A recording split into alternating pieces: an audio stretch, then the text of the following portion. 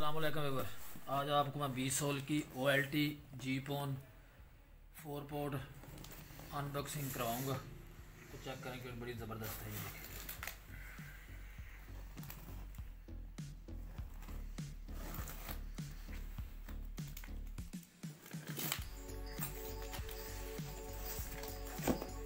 ये जी नई OLT है जीपोन 4 पोर्ट। इसमें एक तो उन्होंने पावर केबल दी है और ये है डेटा केबल, ये अर्थिंग केबल है और ये ट्रैक में लगाने के लिए क्लिप है इसके।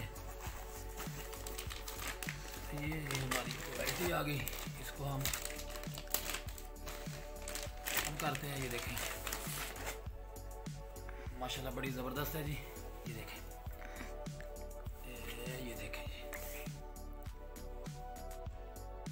ये ज़बरदस्त OLT है, बड़ी अच्छी चलती है। देखें